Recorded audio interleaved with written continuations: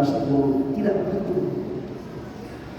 Melainkan rata-rata di seluruh wilayah yang tadinya masjidnya kecil jadi besar, pesantrennya kecil jadi besar.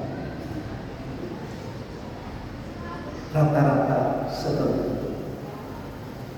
Usia Persatuan Islam sekarang 99 tahun.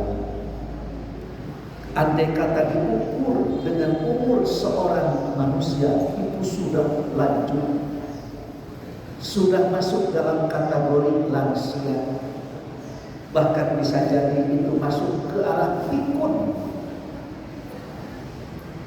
Pikun kalau usia 99. Kemarin itu di Jawa Barat itu ada seorang kakek usianya 102 tahun dan sekarang itu masih bisa mengangkat beban, padahal dia itu tinggal di gubuk. Ratu Elizabeth 96 tahun di istana. Ini di gubuk saja 102 tahun, apalagi kalau di istana. Mungkin bisa jadi 100 lebih, 110 gitu. Ratu Elizabeth 96 tahun itu di istana. Tidak tahu kalau di gubuk berapa tahun ya.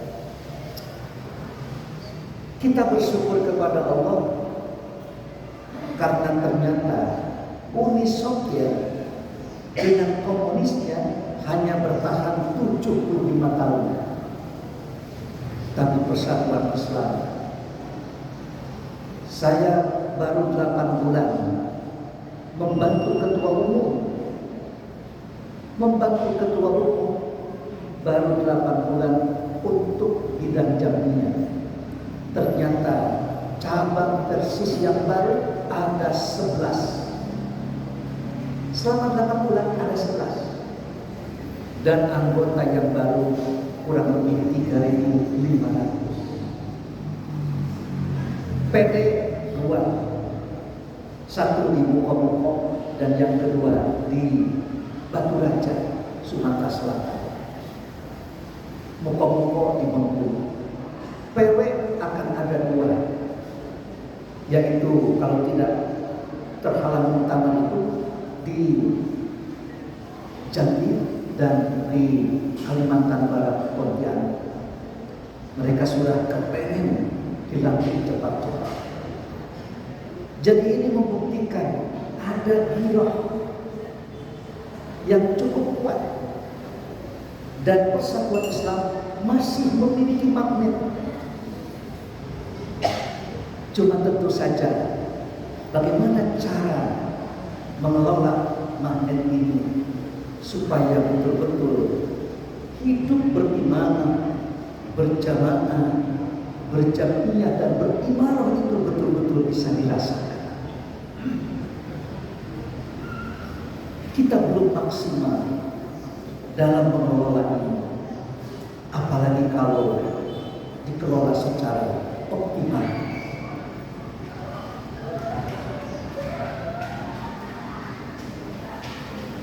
Kita tahu Persis itu lahir berdasarkan selayang pandang lahirnya Persatuan Islam itu pada awal abad kedua, ditandai dengan lahirnya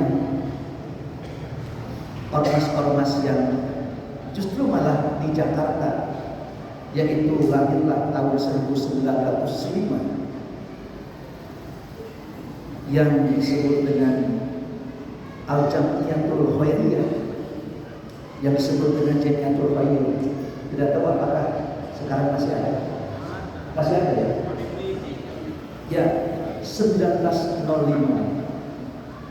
Kemudian masih juga di Jakarta 1915, yaitu Al-Irsyad Al-Alawiyah. Itu 1915. Di Jogja lahirlah Muhammadiyah 1912. Di Bandung 1923 lahirlah Persatuan Islam. NU di Jawa Timur lahir 1926. Jadi Muhammadiyah itu kakaknya Persis dan NU itu adiknya. Jadi Muhammadiyah, kemudian Persis, setelah Persis NU. Jadi saja Muhammadiyah Persis NU atau NU Persis Muhammadiyah gitu. Kalau dari depan atau kalau dari belakang, seperti itu. Jadi kalau ada beda-beda sedikit itu bukan pecah, bukan. Karena mereka sudah pada dewasa, sudah pada 100 tahun. Muhammadiyah sudah lebih dari 1 abad. Persatuan Islam mau menginjak 1 abad dan NU pun segera menyusul. Tidak pecah, kata orang NU salat di masjid Persis salah. Orang Persis salat di masjid Muhammadiyah salah. Dan orang Muhammadiyah pun salat di masjid Persis itu salah. Jadi sama sekali tidak mereka itu berpecah. Maka dengan demikian, dalam persoalan-persoalan syukur ini, kita seringkali salah kaprah. Ada syukur, ada syukuran, atau tasyakuran. Itu ternyata banyak orang yang keliru. Syukur itu bukan hanya gembira, dan syukur itu bukan hanya berterima kasih, tapi syukur itu adalah ijab qabul, kenikmatan dan kesanggupan.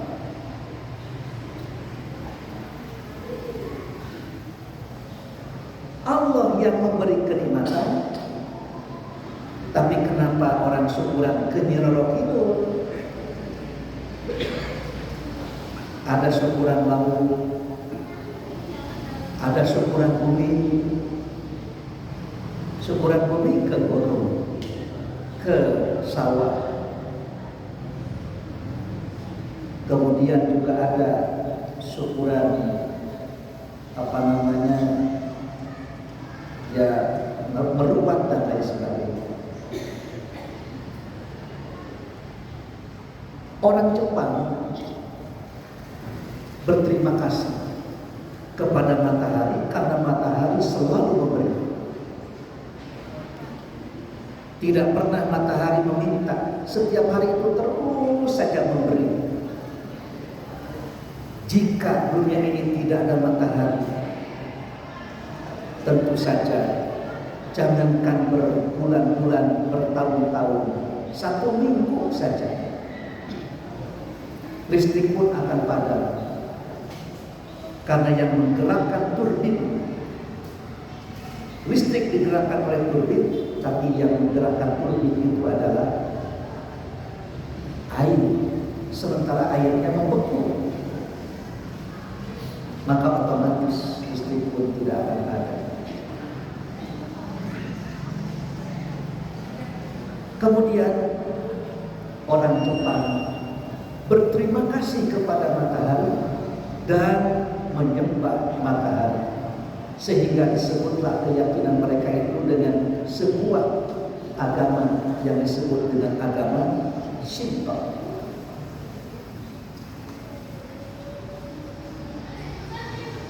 Bagaimana tidak menyembah matahari? Matahari ini kok berjasa, kita mesti balas budi. Nah, ternyata bersyukur itu bukan balas budi. Quran menyatakan la tasjudu lisyamsi wala lil qamari wasjudu lillahi alladzi khalaqahunna. Sujudlah kalian kepada Allah yang menciptakan semua itu. Jangan sujud ke matahari, jangan sujud ke bulan, tapi sujudlah, bersyukurlah kepada Allah yang menciptakan mereka itu. Nah, kebanyakan itu justru orang berterima kasih itu salah alamat. Yang memberi kenikmatannya itu adalah Allah, tapi justru malah berterima kasih kepada makhluk. syukuran laut, bawa tumpeng kemudian ditabur di laut. Kemudian ada ayam juga dilempar ke tengah laut. Inilah cara bersyukur seseorang karena telah mendapatkan manfaat dari laut. Syukurannya ke Nyi Roro Kidul. Nyi Roro Kidul itu zaman nenek moyang kita dahulu. Sekarang itu sudah nenek-nenek. Jangan yang terus.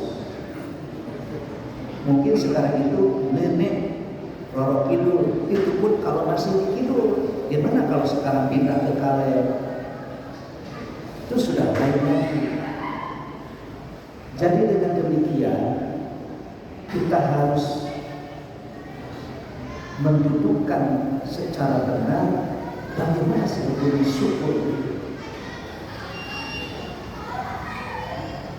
Syukur itu kepada siapa? Maka dengan demikian harus jelas, harus tahu siapa pemberi kenikmatan. Kalau kita tahu bahwa pemberi kenikmatan itu adalah Allah, lalu kita ijab qabul dengan Allah, tentu saja kita berterima kasih dan bersyukur itu tidak lain hanya kepada Allah. Lalu caranya itu bagaimana? Tidak akan bisa.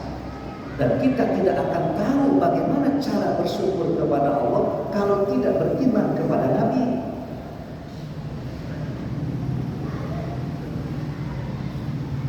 Nanti akan ada orang melempar tumpeng ke laut karena ini tidak tahu bagaimana cara berterima kasih. Dan seseorang akan ada rasa syukur kalau mengerti harga dan nilai sebuah kenikmatan. Kalau tidak tahu terhadap harga dan nilai sebuah kenikmatan, mana mungkin orang itu bisa berterima kasih, bergembira? Mana mungkin? Anak kecil usia bayi, balita, usia 1 tahun, seorang putri dikasih cincin di jari manisnya. Kira-kira anak kecil itu bilang kepada ibunya, terima kasih mama, apa mungkin begitu?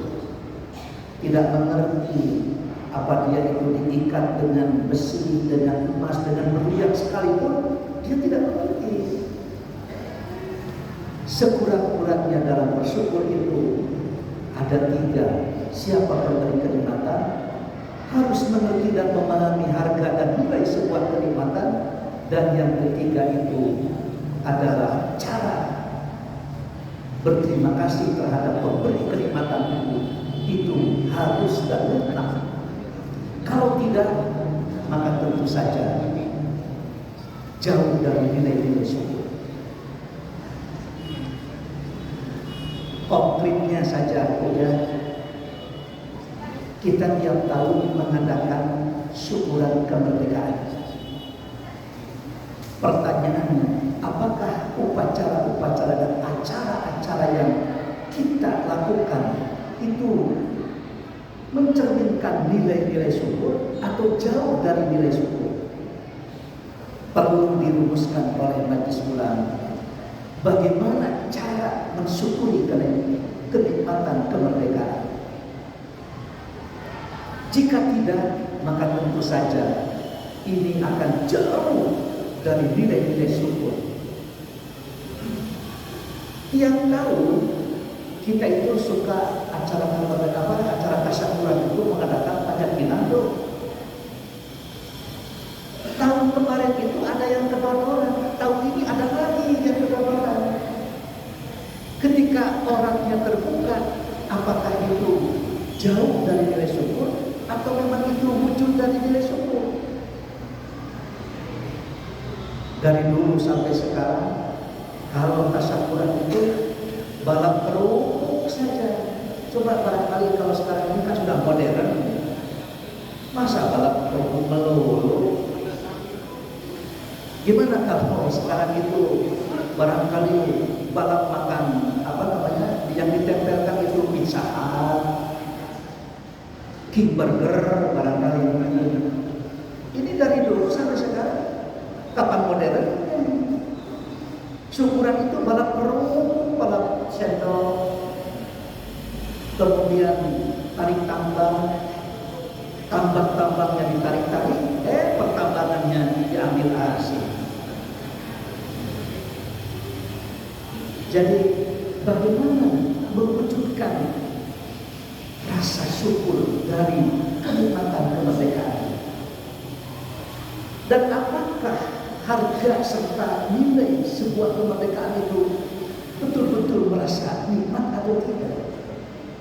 Sebab jika itu tidak dinikmati, akhirnya penjajah asing pergi, datang penjajah saudara sendiri. Ini yang terjadi. Maka dengan demikian perlu rasanya ditetapkan, dirumuskan bagaimana mengadakan upacara ataupun mengadakan acara-acara syukuran atau tasyakuran terhadap kenikmatan. Ada seorang mengadakan acara tasyakuran atau mengadakan acara syukuran. Syukuran naik pangkat, syukuran kelulusan anak, malah dipakai ajan ria, takabur, sombong. Apakah itu yang disebut dengan syukur? Kalaulah itu yang menjadi acara syukuran, berarti itu jauh dari nilai-nilai syukur. Oleh karena itu, syukur itu ijab qabul kenikmatan dan kesanggupan.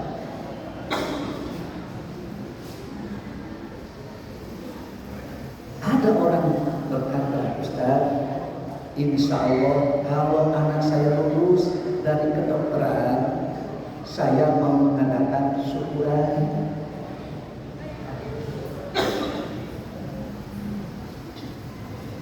Diumumkan di pengajian.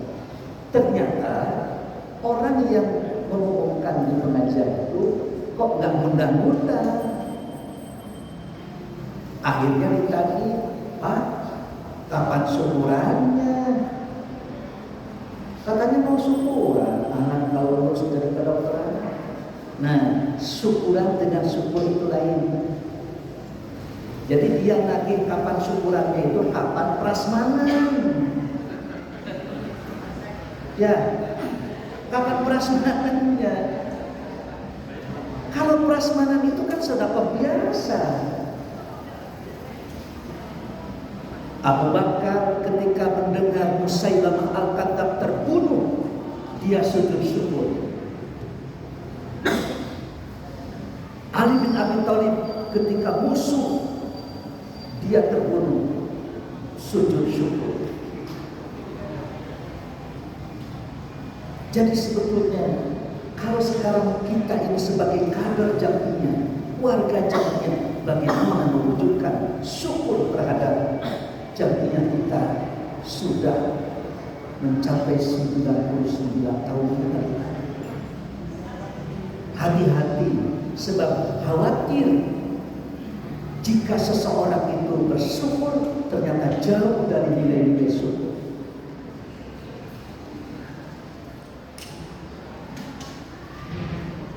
Kalau kita bikin sebuah ilustrasi, ada seorang raja. Kemudian raja itu punya menteri. Lalu raja itu memberikan hadiah kepada seorang menteri seekor kuda.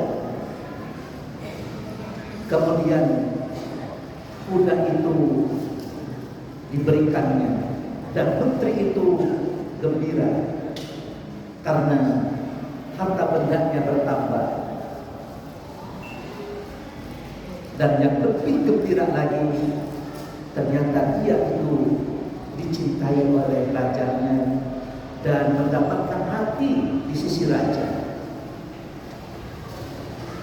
Tidak ada yang lebih nikmat kecuali dicintai dan diridhoi oleh raja. Akhirnya si menteri itu dia berjanji, dia memberikan kesanggupan bahwa ini kuda tidak akan saya gunakan, tidak akan saya manfaatkan kecuali untuk pekerjaan-pekerjaan yang diridhoi dan dicintai raja. Itulah yang disebut dengan syukur. Itulah yang disebut dengan syukur. Ketika suatu hari raja itu bertanya, mana si Ani? Ternyata begitu datang tidak dengan membawa seekor kuda. Dia terlambat karena dia tidak memakai kendaraan kuda. Kudanya itu cedera. Biasanya tepat waktu, ini ternyata tidak tepat waktu. Kemana? Ternyata kendaraannya, kudanya itu cedera.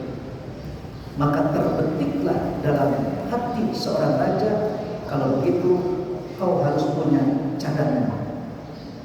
Apabila kudamu yang satu itu cedera, maka diberi cadangan kuda yang baru, yaitu nanti harus diberikan kuda cadangan. Akhirnya asalnya kudanya satu ditambah satu lagi, jadi dua.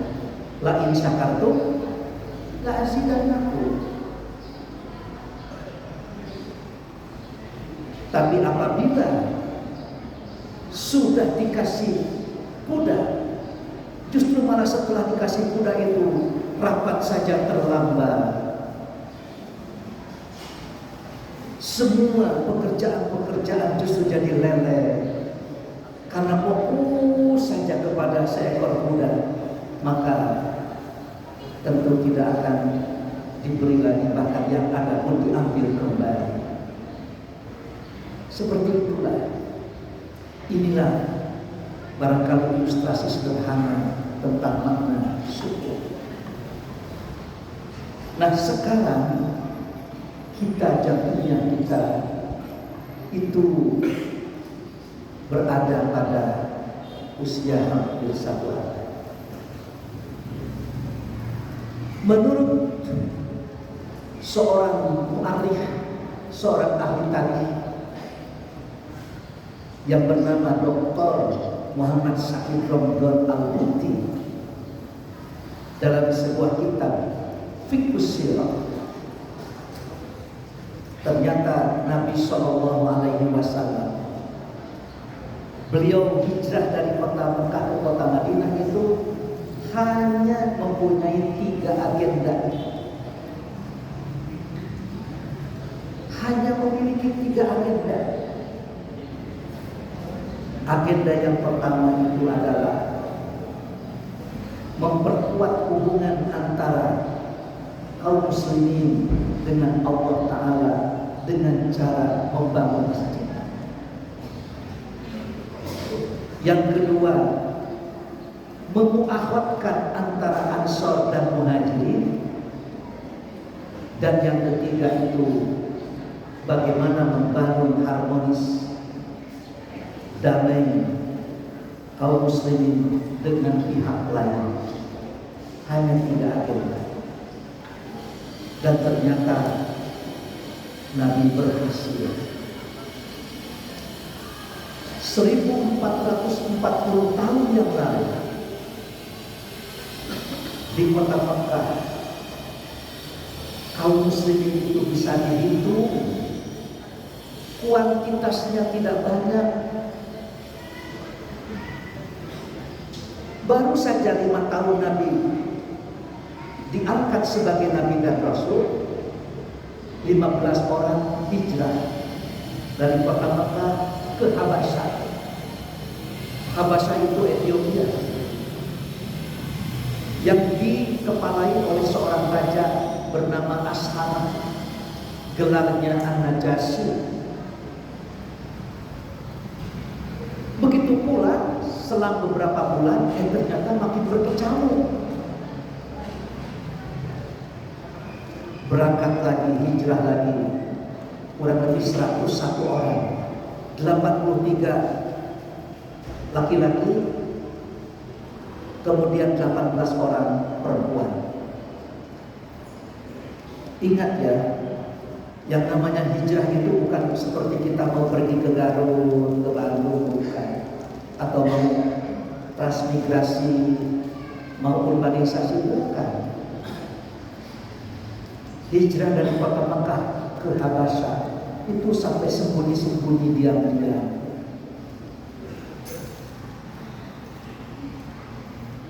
Karena takut itu dikejar oleh musuh. Bahkan pada waktu hijrah ke Habasyah yang kedua itu, karena sudah diketahui, sempat mau digagalkan oleh orang-orang kafir Quraisy. Malah ketika Nabi itu hendak hijrah dari kota Mekah ke kota Madinah, karena kan hampir semuanya itu sudah ada di Madinah, hanya tinggal beberapa sahabat saja. Nabi itu menunggu perintah dari Allah. Jadi hijrah itu bukan apa istilah sekarang itu wisata healing, bukan wisata healing. Tapi hijrah itu adalah taat kepada perintah. Wa may yuhajir fi sabilillah yajid lahu muraghaman katsiran wasa'. Jadi ada ayat yang bisa memberikan dorongan supaya orang-orang berhijrah. Dan pada waktu orang-orang kufur yang kurubikal ladina kafaru, ingatlah ketika orang-orang kufur itu melakukan tipu daya, wayaquluna wayaqulullah. Mereka itu merencanakan tipu daya untuk menangkap Nabi, memenjarakan Nabi, dan membunuh Nabi. Mereka melakukan tipu daya, dan Allah pun mengadakan dan membahas tipu daya mereka. Wallahu khairul makirin, dan Allah itu sebaik-baik tipu daya. Begitu ayat itu turun, baru Nabi hijrah dari kota Mekah ke kota Madinah. Berapa jumlah kaum muslimin waktu itu? Secara kuantitas itu amatlah sedikit. Padahal itu 10 tahun lagi Nabi itu akan wafat. Apa yang terjadi pada saat itu? Maka Nabi berangkat di saat rumahnya dikepung. Nabi tidur, mereka bersiap-siap. Kemudian Nabi bangun, mereka tidur. Dan Nabi itu berangkat bersama Abu Bakar untuk menghilangkan jejaknya. Kemudian Nabi singgah di Gua Sur selama 3 hari. Dikejar oleh orang kafir Quraisy sampai di mulut gua di Gua Sur. Mereka itu berdiskusi, padahal di dalam itu Nabi dan Abu Bakar. Abu Bakar sempat cemas, takut, dan khawatir Nabi ditangkap dan dibunuh. Tapi Nabi pada waktu itu membisikkan kepada Abu Bakar, la takhaf wa la tahzan innallaha ma'ana.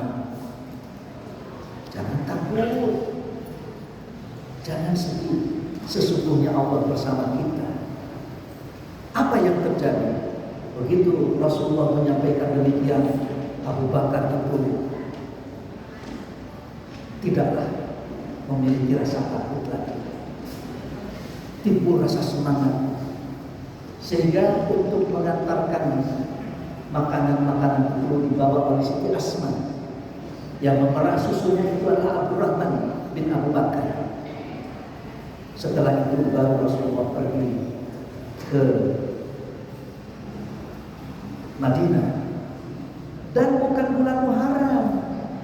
Menurut Muhammad Said Dr. Al-Butin, Nabi itu hijrah bulan Rabiul Awal. Jadi Rabiul Awal itu bukan hanya bulan Mulud, tapi bulan hijrah. Di kita ini kalau Rabiul Awal pasti Mulud saja. Dan Rabiul Awal itu juga adalah bulan di mana Nabi itu diwafatkan. Jadi pada bulan Rabiul Awal itu ada 3 peristiwa penting. 1, Nabi lahir.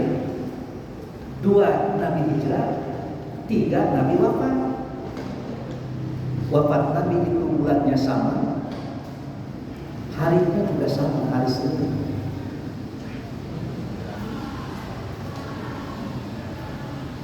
Kita seringkali kalau Rabiul Awal itu Mulud saja, sehingga kalau disebut juga bulan Muharram, Safar, Mulud, Ba'da Mulud, begitu.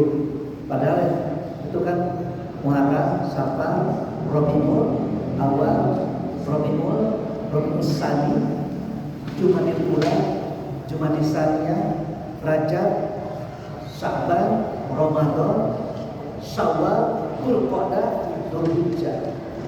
Kalau di Jawa Barat, Muharram, Safar, Mulud, Silih Mulud, Silih Cekek, Silih Bebeget.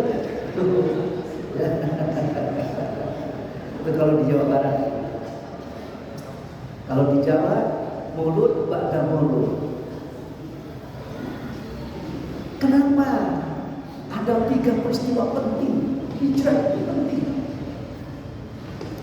Dan di zaman Umar itu sepakat untuk mengawali 1 tahun itu dan dimulai dari hijrah, tidak dari diangkatnya Nabi, dilantiknya Nabi sebagai Nabi dan Rasul, tidak juga dari kelahiran Nabi, tidak juga dari wafat Nabi, tapi melainkan dari hijrah Nabi.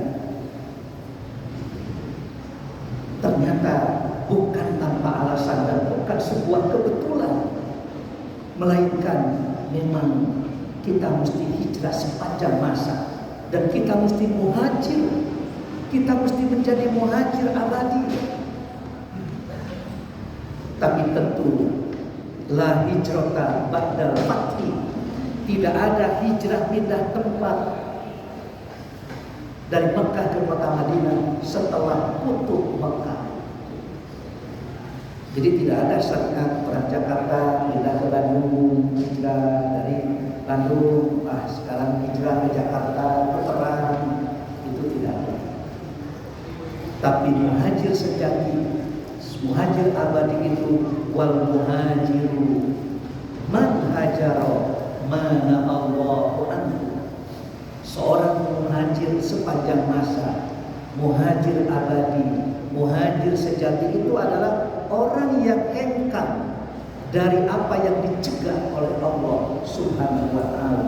Wa rujza fahjur, segala bentuk-bentuk penyelewengan, kemaksiatan hendaklah kamu hijrahi, kamu tinggalkan, kamu jauhi. Kita di Jamiyah ini tentu saja harus berhijrah dari apa yang dilarang, dari apa yang dicegah oleh Allah Subhanahu wa ta'ala. Itulah muhajir sejati. Ternyata tidak ada kemajuan tanpa kekuatan. Nabi pada saat hijrah punya pasukan berapa? Berapa jumlah pada waktu itu? Masih ratusan orang. Masih ratusan orang. Itu kan waktu perang Badar berapa? 900-an kan? Perang Badar itu perang yang pertama waktu itu ratusan orang. Nabi SAW tidak punya senjata mutakhir. Nabi SAW secara kuantitas itu ternyata sedikit, tapi mengapa mereka itu memiliki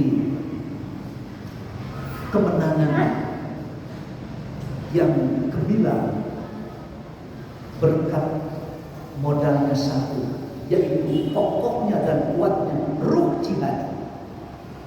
Hanya dengan ruh jihad mereka memiliki dan memperoleh kemenangan yang gemilang.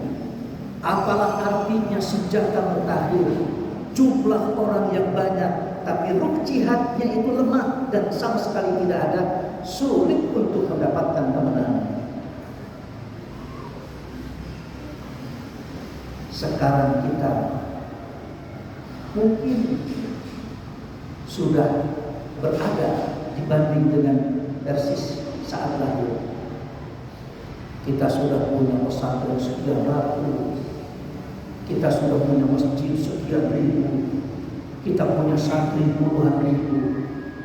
Tapi manakala ruh jihadnya tidak akan, jangan harap ada kemenangan. Mobil ambulannya saja sekarang jumlahnya berapa? Dulu itu jangankan di cabang, di pimpinan pusat saja tidak ada. Tapi tentu saja Persatuan Islam jalan.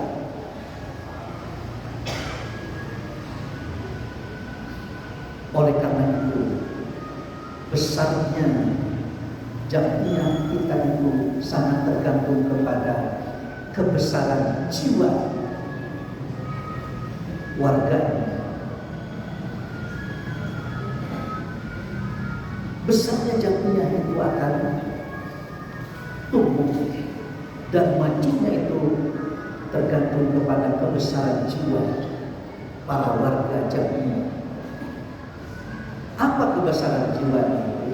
Satu, kebesaran jiwa warga jamiah itu siap memimpin dan ikhlas dipimpin. Seringkali orang kalau jadi pemimpin, jadi pimpinan semangat, tapi kalau jadi anggota seperti tidak bersemangat. Pengennya itu jadi pemimpin saja. Itu tidak memiliki kebesaran jiwa. Hasan Pak Nasir itu mungkin jadi tasir itu hanya beberapa tahun, tapi mampu dia membesarkan jamiah kita walaupun dia tidak menjadi tasir. Dibesarkan jamiah kita itu oleh sikap dia, oleh keikhlasannya. Saya barangkali sekarang hari ini sebagai ketua bidang jamiah, setelah muktamar bisa jadi saya tidak menjadi apa-apa. Kalau terus secara istiqomah membesarkan jamiah ini, berarti betul kita ini menjadi kader yang memiliki kebesaran jiwa. Tapi kalau sudah tidak lagi menjabat di jamiah ini, lalu rasa-rasanya tidak bersemangat. Itulah kebesaran jiwa para warganya itu. Siap memimpin apabila diminta, dan tentu saja rela dipimpin apabila dipimpin oleh siapapun, hatta dia anak kecil. Sami'na wa ata'na, kalau itu keputusan bersama. Yang kedua, ciri dari kebesaran jiwa warganya itu adalah kita menempatkan jamiah ini sebagai seorang istri. Kalau kita punya istri bagaimana? Wajib dinafkahi. Jangan dijadikan istri itu untuk mencari nafkah. Masa istri dijadikan modal untuk mencari nafkah? Kalau kita menafkahi jamiah ini dan tidak mencari nafkah di jamiah ini akan besar.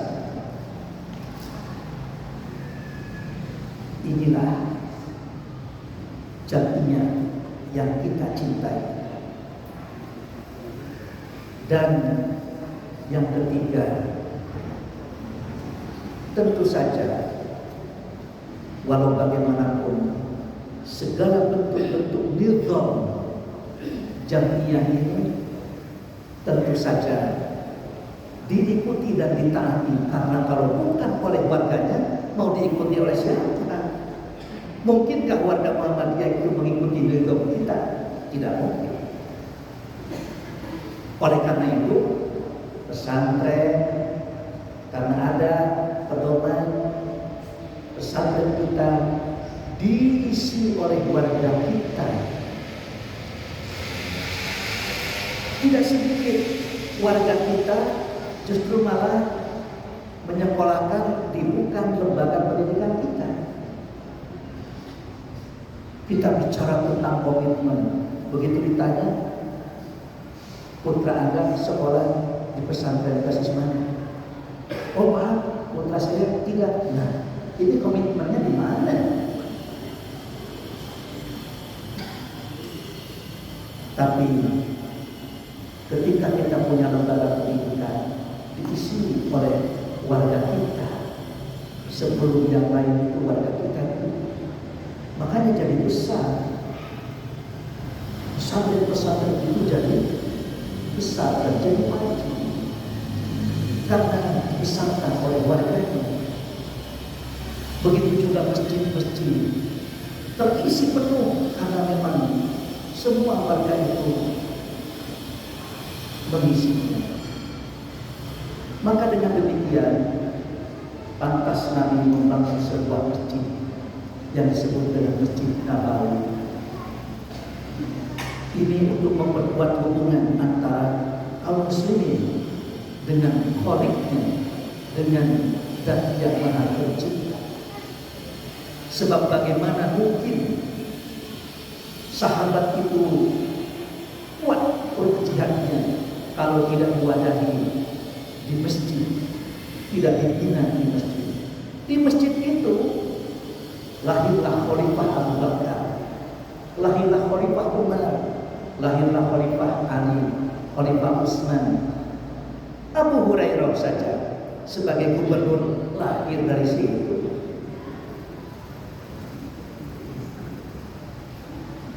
Oleh karena itu jangan berkecil hati, jangan berkecil hati. Gubernur Jawa Barat sebelumnya ini kan dari Pak Ahmad Heriawan, itu kan lahir dari madrasah, dari pesantren, lalu ke Libya. Begitu lulus dari Libya jadi gubernur. Tidak menutup kemungkinan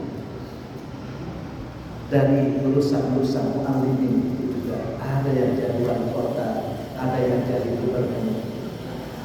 Kalau yang jadi lurah banyak, kalau sudah 3 periode pengen dari ini saja karena memang tidak korupsi kepada seluruh warganya, lebih yang dicintai.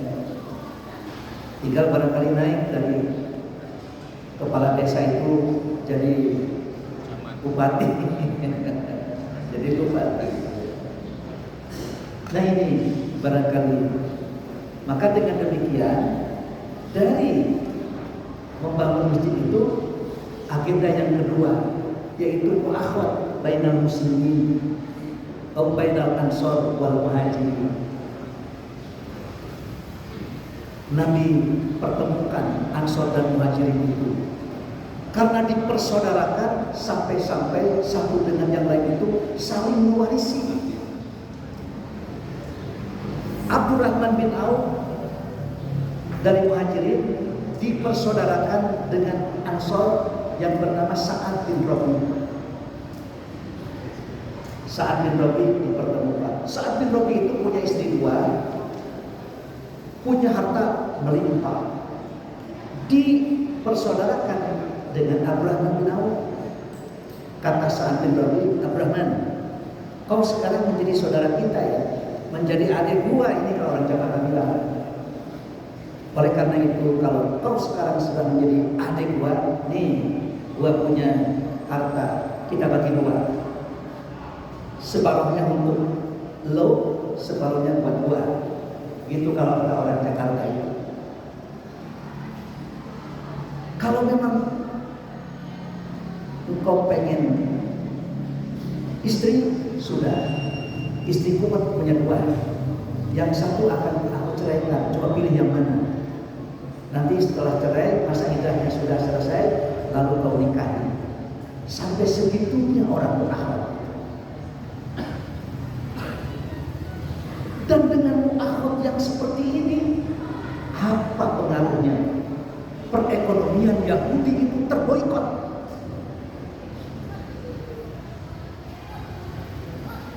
Jadi kalau kita bicara ukhuwah ini, ukhuwah kita ini macam apa? Sudahkah kita ukhuwah itu meniru mu'akhadnya Ansor dan Muhajirin? Kalau kita kan begitu, sudah kita bagi dua saja, langsung diambilnya. Ayo kita ke notaris, jangan sampai nanti ada gugat-gugat. Kan begitu. Tapi Abdurrahman bin Auf bukan tipe itu. Kata Abdurrahman, barakallahu laka fi malika wa ahlik. Semoga Allah memberikan berkah baik kepada hartamu maupun kepada keluargamu. Ini artinya menolak secara halus. Kalau orang sudah bilang sanes nanti panasi, mohon maaf, bukan saya ini sok atau tidak mau menerima.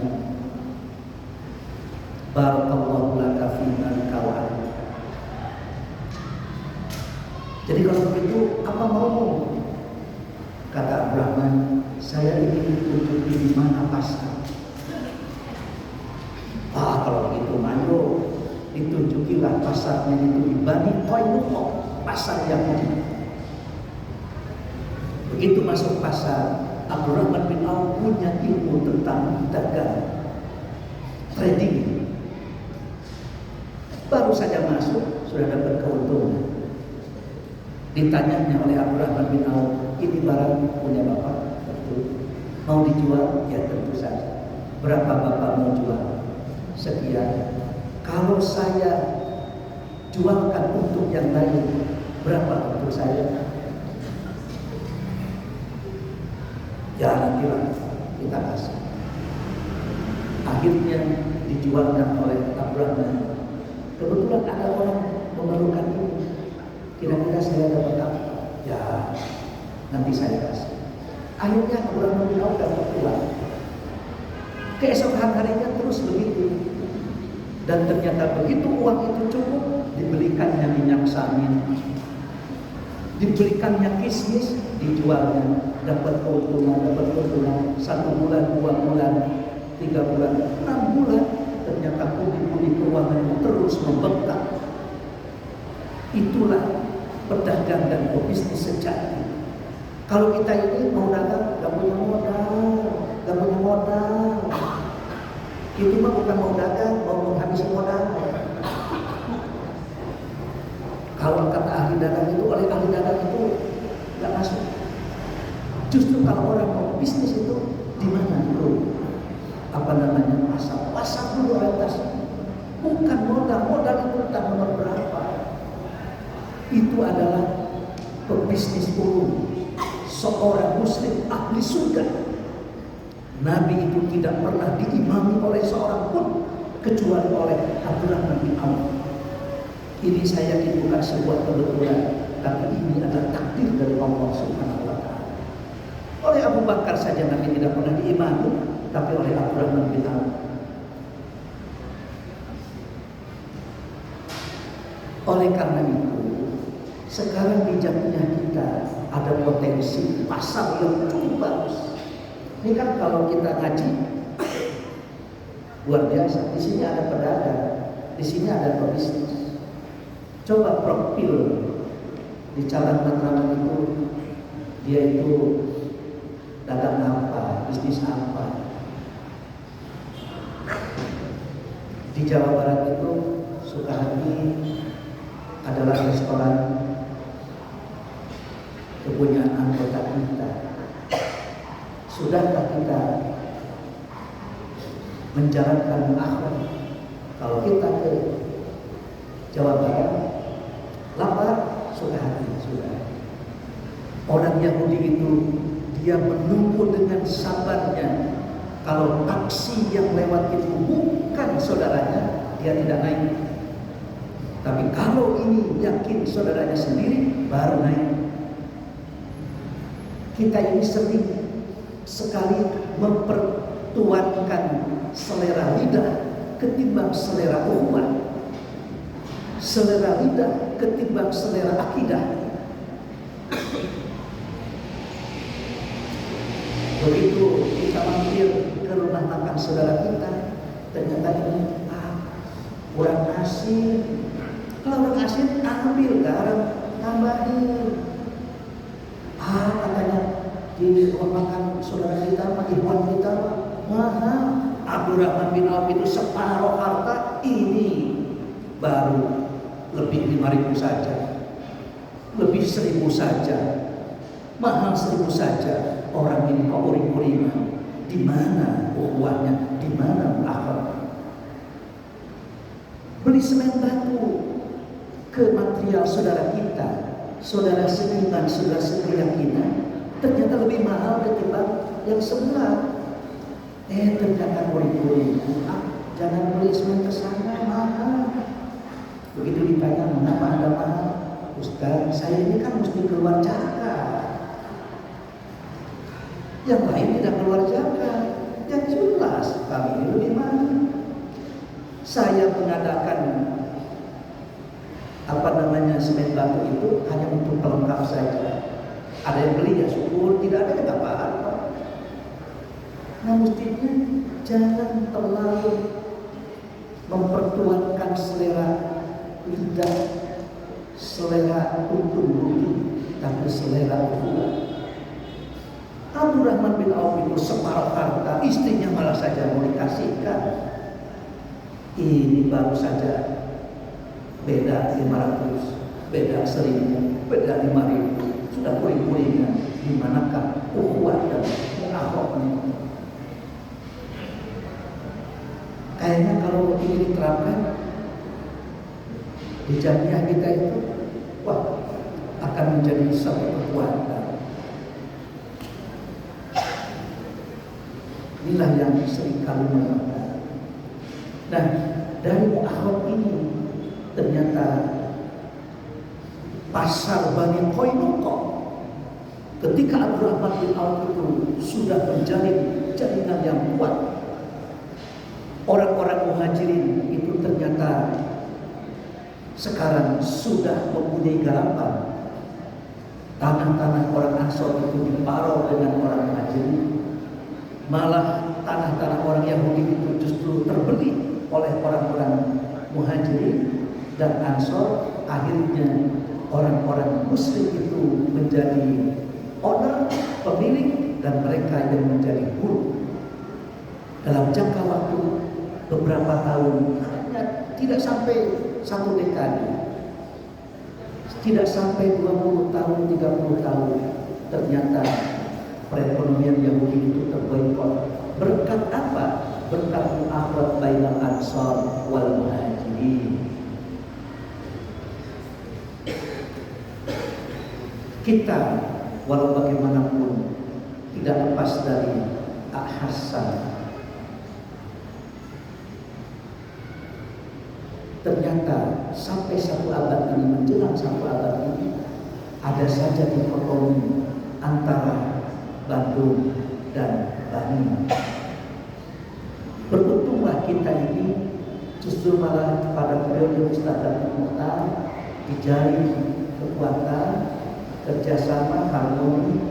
Ustaz David beserta sesepuh Persis Ustaz Haji Abdullah, dilanjutkan oleh Ustaz kami, oleh Ustaz Profesor Abdurrahman, dan sekarang oleh Ustaz Kiai Aceh Zakari.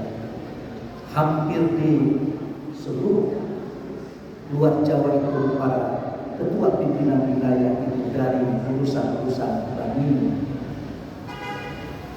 Cucu Hasan Al-Ustaz Kiai Haji Lutfi Abdullah Ismail, ketika beliau itu hendak wafat, beliau menitipkan, sudah tidak ada lagi Persib, yang ada itu Persis.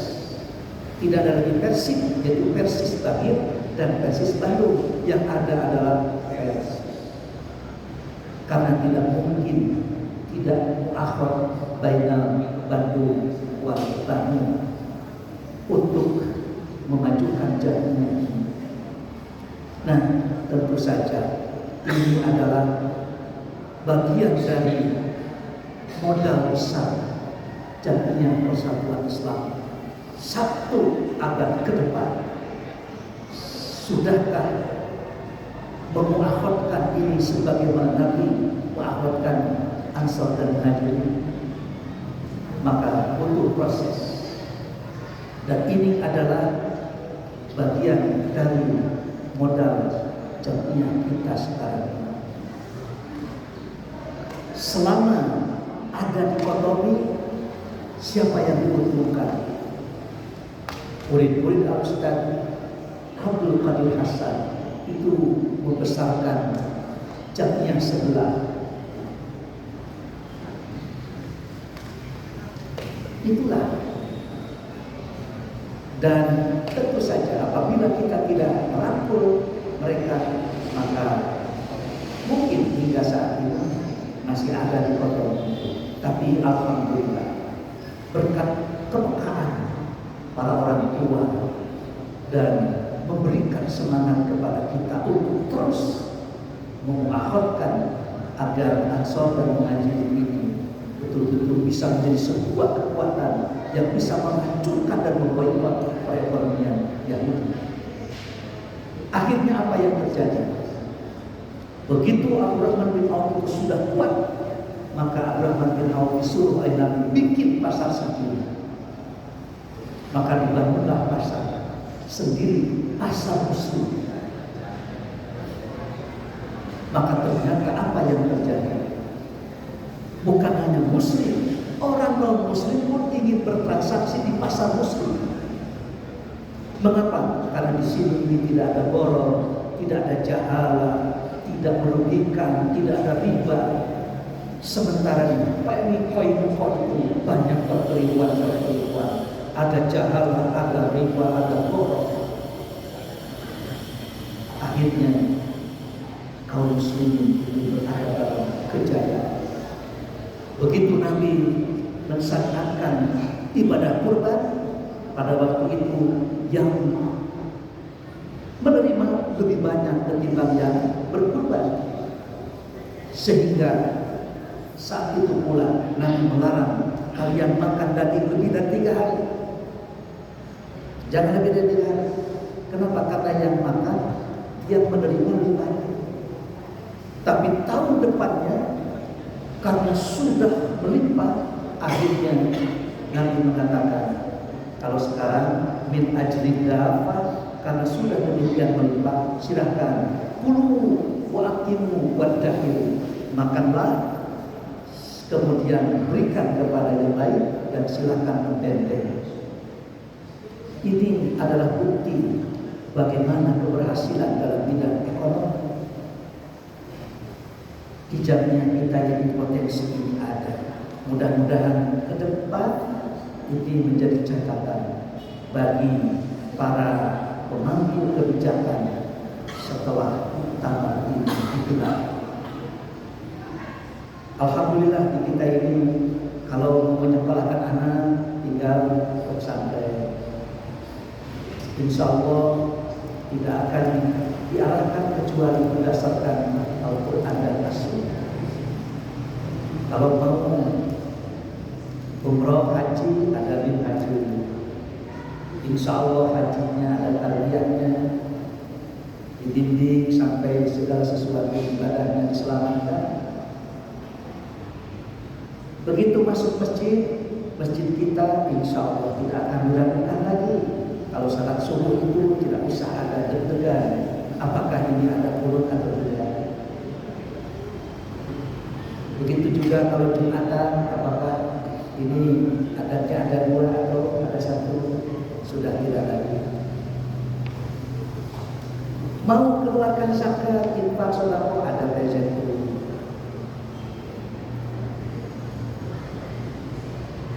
Hanya yang sekarang belum ada itu, kalau kita sakit, belum ada rumah sakit, itu yang sekarang belum ada. Di akhir kepemimpinan Ustaz Ghazi Aceh Zakaria ini sudah ada beberapa langkah-langkah untuk menuju membangun sebuah rumah sakit. Akan tetapi barangkali ya belum bisa diwujudkan dan belum terwujud. Kalau menyekolahkan ke universitas dan perguruan tinggi sudah tinggal pilih. Mau meninggal silakan saja tinggal ya meninggal dengan tenang, nanti disalatkan, dimandikan, dikuburkan, dan insya Allah dikuburkan juga kalau di Bandung itu ada khusus wakaf makam cabang Batu Nunggal. Di situ tidak ada satupun mayit yang diberi nama, tidak ada yang ditembok, tidak ada yang dikasih makam, cukup dengan batu-batu saja. Tidak usah khawatir. Kalau di tempat lain kan nama binti angka, tanggal lahir, tanggal wafat, nomor HP, alamat email. Insya Allah berdasarkan sunnah. Jadi membuat pasar, membuat rumah sakit, membuat pemakaman itu tentu saja disesuaikan dengan syariat yang ditetapkan. Sehingga apa? Suratul musabbaratun al-Islam, mimiatul Islam itu ya ini. Jadi ketika kita hidup di dunia ini dan mengikuti beribadah, berjamaah dan berjalan di sini, insya Allah lengkap mengikuti cara hidup Rasulullah SAW, baik dari lahir maupun sampai wafat. Inilah barangkali obsesi atau bahkan mungkin sekarang bukan obsesi, sudah kita jalani sebagiannya dan sebagian lagi tinggal kita melengkapi. Mudah-mudahan di sini kan banyak anak-anak muda, kader-kader kita, jadinya kita itu bisa dinikmati oleh anak-anak cucu kita ke depan. Karena betapa tenang, betapa tentram. Saya kata orang ini tukang ngajar, tapi mengajar anak pribadi itu saya serahkan. Anak bungsu saya dan anak yang ke-5 itu malah dititipkan di Ustaz Aceh. Yang ke-3, yang pertama dan yang ke-4 di Ustaz Romli. Yang ke-1, yang ke-2 di Ustaz Romli, yang ke-3, yang ke-4 di Ustaz Aceh. Kenapa? Ternyata walaupun kita ahli mengajar anak sendiri ini, waduh susah amat, susah sekali. Ibunya ketika menyuruh anak saya yang bungsu itu, waktu itu masih di TK, itu disuruh makan pagi itu, Masya Allah susahnya luar biasa. Jadi kalau berangkat sekolah ke TK itu tidak makan, akhirnya pulang dari sekolah panas, pulang sekolah panas. Sama ibunya itu dikejar-kejar, disuapin gitu, wah kuat saja, begini aja. Begitu dibisikkan kepada gurunya, ibu gurunya, Bu, mohon maaf, anak saya yang di TK itu Dia tidak suka makan pagi, tidak suka sarapan. Ternyata begitu mau pulang, ibu gurunya menyampaikan pertanyaan, siapa yang suka makan pagi, yang suka sarapan pagi? Semuanya mengacungkan tangan kecuali anak saya. Apakah besok semuanya akan sarapan pagi? Semua mengacungkan tangan, mau. Ternyata pagi-pagi istri saya menyediakan, baru saja menyediakan, tiba-tiba anak itu memeluk istri saya, mengatakan, Bu, kata Bu Guru juga harus sarapan. Kata istri saya dalam hatinya, pancen aing oke. Gue juga bilang apa? Nah inilah. Jadi ternyata seorang ahli pendidik pun kalau mendidik anak sendiri itu betul susahnya bukan main. Tapi kalau oleh pihak ketiga itu begitu.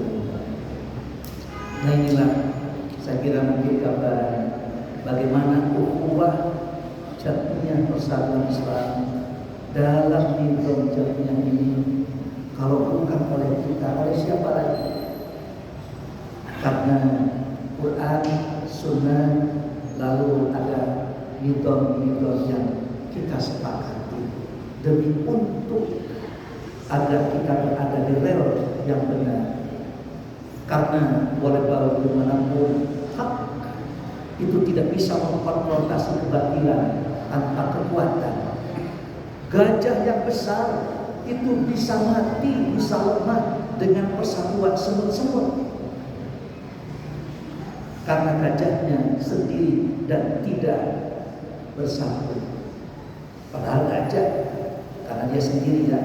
Setan itu kan senang kepada yang menyendiri itu. Oleh karena itu, kalau kita tanya dengan pertanyaan yang sangat dasar saja, pertanyaannya, mengapa kita berada di garis? Seperti pertanyaan, mengapa kita sekarang ada di sini? Ya kata Ustaz, mau tolak ilmu. Kalau ilmu itu apa? Ya mencari ilmu. Bagaimana kalau ilmunya tidak ada? Tidak didapat? Apakah mau datang ke sini? Ya kan Ustaz, harus bisa dimengerti. Kalau bagaimana kalau sepulang dari sini kita tidak ngerti-ngerti? Andai kata kita datang kemari ilmunya tidak didapat karena tidak ada sesuatu yang baru dan kita tidak mengerti, tapi datang ke sini ini tidak ada lagi kecuali untuk ibadah. Kalau kita berniat untuk ibadah karena perintah tolak ilmu, tidak ada yang merugi dan akan senantiasa didapat. Tapi kalau orang saya mau tolak ilmu ke Ihya Sunnah, ternyata ilmunya tidak didapat, dia akan merasa ngapain, gak ada ini yang bisa kita terima. Itu pasti rugi. Tapi kalau kita datang ke sini karena memenuhi perintah Allah dan Rasulnya, utlubul ilma atau tolabul ilmi paling ala kulli muslim, saya yakin semuanya akan dapat. Ilmunya belum didapat, pengertinya dan memahaminya belum ada, tapi pahalanya sudah didapat. Oleh karena itu kita berjamnya ini mau apa? Pengen apa? Ya saya pengen jadi taskil. Kalau saya jadi taskil kan saya keren tuh. Begitu. Kalau saya jadi taskil nanti kalau saya jadi ketua PD berarti calon bupati. Kalau ketua PD calon gubernur. Ketemu dengan gubernur, ketemu dengan ini, maka tentu saja jika itu tidak didapat, bagaimana? Saya masuk ke Jamiah Pers itu karena pengen fasilitasnya. Kalau fasilitasnya tidak dapat, tapi kalau kita masuk Jamiah ini karena panggilan alaikum bil jamaah wa iyyakum wal furqah, dan Jamiah kita itu berwawasan al jamaah, untuk mewujudkan suratul musabbaratun alal Islam wa hikmatul asma. Belum dapat apa-apa, sudah dapat pahala. Inilah barangkali yang mesti kita pegang dan mesti kita capai. Ikhwatul iman hadirin hadirat, barangkali itulah sesuai dengan judul permintaan kita. Hanya tinggal dalam hitungan hari kita bermuktamar, ya, kita syukuri. Tentu saja harus jelas bagaimana kita mensyukurinya dan berterima kasih, serta kita meyakini bahwa ke depan itu mungkin akan jauh lebih dari yang sekarang kita nikmati. Yang pasti selama jamiah ini berada pada khidmah, maka kelezatan dan kenikmatan berjamiah, berjamaah, berimamah, beribadah dapat dirasakan oleh anak cucu kita ke depan. Inilah barangkali yang bisa saya sampaikan. Insya Allah tanggal 12 itu hari Senin, saya mendapatkan tugas untuk membimbing ibadah umroh sampai tanggal 21. Di 22 langsung 23 itu pertama. Jadi ini maraton pulang dari Saudi langsung bermuktamar. Jadi di sana saya akan berdoa, mudah-mudahan persatuan Islam itu sebagai sebuah jamiah yang tentu saja mengembalikan umat kepada ajaran Al-Quran dan As-Sunnah betul-betul diridhoi Allah, selamat dan diselamatkan oleh Allah Subhanahu wa Ta'ala dalam segala situasi dan segala zaman, serta bisa dinikmati oleh anak-anak dan cucu kita generasi ke depan. Demikianlah aku qauli hadza wa astaghfirullah li wa lakum wa aqulu wassalamu alaikum warahmatullahi wabarakatuh.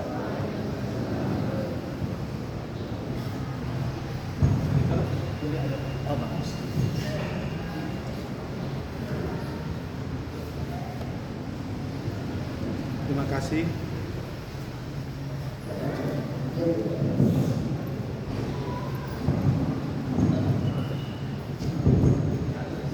Terima kasih kepada Ustaz yang telah menyampaikan beberapa hal, mudah-mudahan menjadi sebuah pengetahuan dan menambah juga kualitas keimanan kita semua. Adapun kalau ada dari Bapak Ibu yang akan ditanyakan, dipersilahkan. Pertama dari Ustaz Rusdiana, kemudian yang kedua dari Soeiro Faizan, Sekretaris PCRPSIS Celincing, ya. Itu Ustaz Rusdiana dari Ketua PCRPSIS Koja. Kepada Ustaz Rus dipersilakan.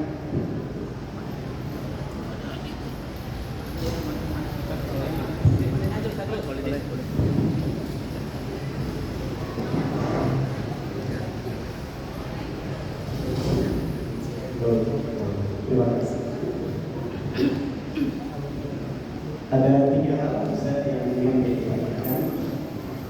Yang pertama, di PCRPSIS ini sering mendengar ungkapan tidak boleh hidup di PCRPSIS, tetapi harus menghidupkan PCRPSIS. Tentu saja ini pengaruhnya besar. Ketika diimplementasikan dalam program ini masuk ke dalam, termasuk di dalamnya pendidikan.